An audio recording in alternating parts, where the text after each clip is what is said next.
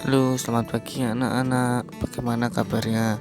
Semoga kita selalu diberi keselamatan dan tetap patuhi protokol kesehatan. Hari ini kita akan belajar mengenai kelas 5, tema 3, dan subtema 1.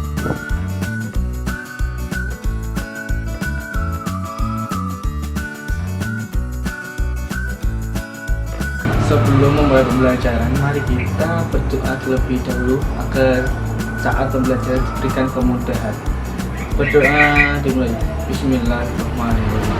Ya, selanjutnya nanti Bapak akan memberikan suatu materi.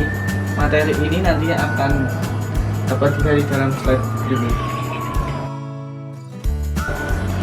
Dan Bapak kali ini akan menyampaikan materi mengenai sistem pencernaan.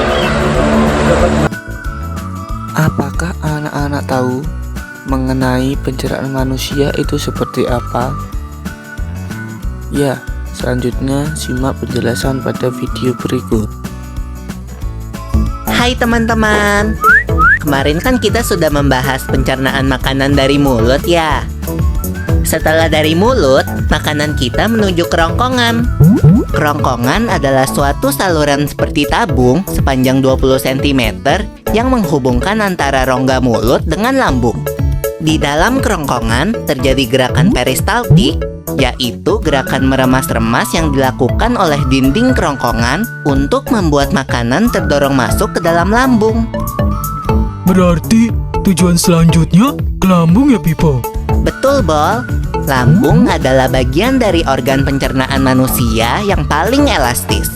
Lambung berbentuk seperti kantong dan terletak di dalam rongga perut sebelah kiri atas. Di dalam lambung, makanan mengalami pencernaan secara mekanis dan kimiawi. Pencernaan mekanis dilakukan oleh dinding atau otot lambung yang meremas dan mengaduk makanan. Pencernaan kimiawi dilakukan oleh getah lambung yang dihasilkan oleh kelenjar getah lambung. Getah lambung mengandung enzim pepsin, enzim renin, dan asam klorida. Enzim pepsin berfungsi untuk memecah protein menjadi pepton. Enzim renin berfungsi untuk mengendapkan protein susu menjadi kasein. Asam klorida atau HCl berfungsi untuk mengasamkan makanan dan membunuh kuman yang masuk bersama makanan. Nah, habis ini makanan kita pergi ke toilet ya? Hihihi. Ah, kamu ini belum, Bol. Selanjutnya, makanan dicerna di usus halus dulu. Usus halus merupakan usus terpanjang dalam saluran pencernaan karena panjangnya mencapai 6 hingga 7 meter. Di dalam usus halus terdapat cairan khusus yang membantu penyempurnaan pencernaan makanan. Oh iya, usus halus terdiri dari 3 bagian, yaitu usus 12 jari, usus kosong, dan usus penyerapan. Apa aja ya fungsinya? Usus 12 jari atau disebut juga duodenum memiliki panjang kira-kira 25 cm. Usus 12 jari mencerna makanan dengan bantuan getah pankreas dan getah empedu.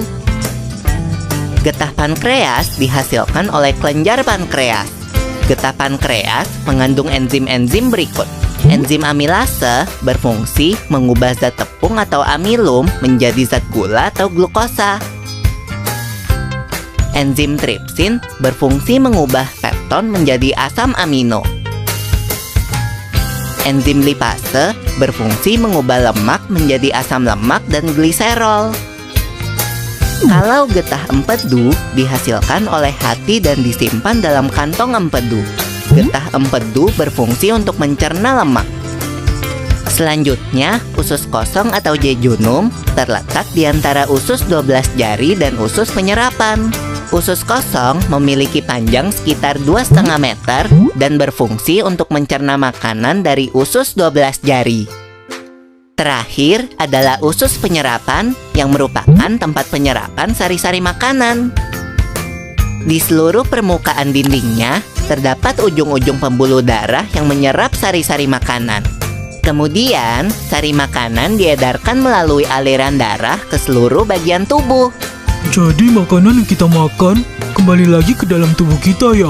Iya, Bol. Habis itu, sisa makanan yang dicerna masih berlanjut ke usus besar.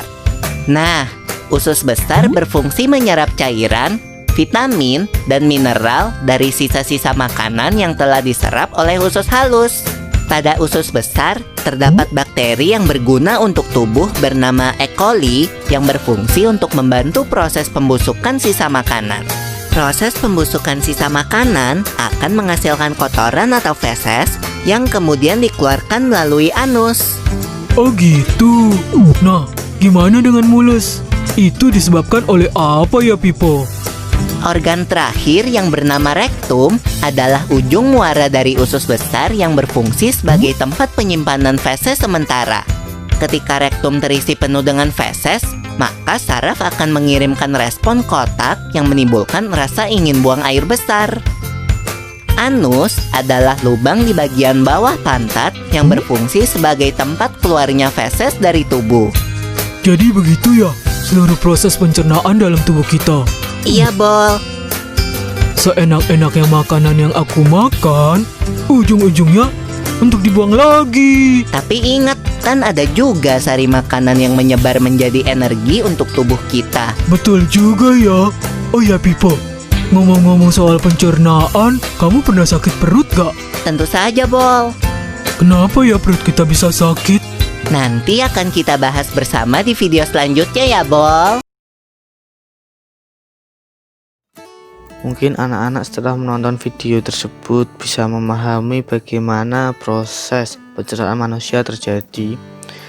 Agar pencernaan manusia tetap terjaga kesehatannya, maka kita harus memakan makanan yang sehat seperti sayuran, nasi, buah-buahan yang mengandung banyak gizi.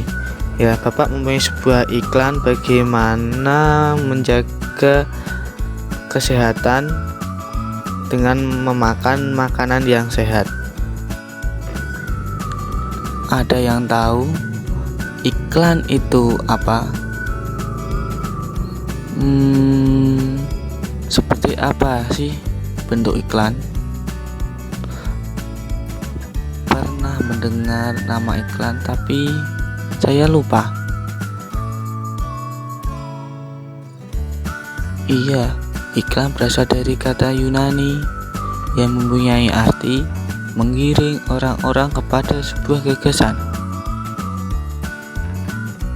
Mungkin tadi penjelasan mengenai iklan sudah baik memahaminya. Selanjutnya ini ada ciri-ciri iklan. Ciri-ciri iklan itu adanya isi yang mengandung ajakan, memadukan unsur gambar dengan kata-kata. Unsur bentukan iklan terdiri dari sumber, pesan, media, maupun konteks. Selanjutnya ada ciri-ciri bahasa iklan. Ciri-ciri bahasa iklan sendiri menggunakan kalimat yang singkat dan tidak berbelit-belit. Penggunaan kalimat yang jelas, mudah dipahami, dan menarik, sehingga iklan ini banyak menjadi peminatnya.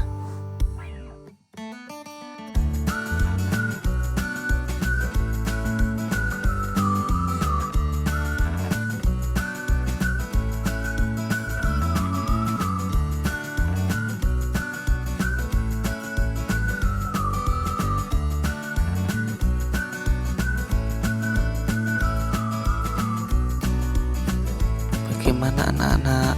Apakah sudah memahami isi materinya yang berisi tentang pencernaan manusia dan makanan sehat serta iklan? Selanjutnya anak-anak bisa untuk membuka WA grupnya. Di situ nanti ada LKPD-nya. Nanti kalian bisa dikerjakan ya. Setelah dikerjakan lalu dikirim ke Bapak.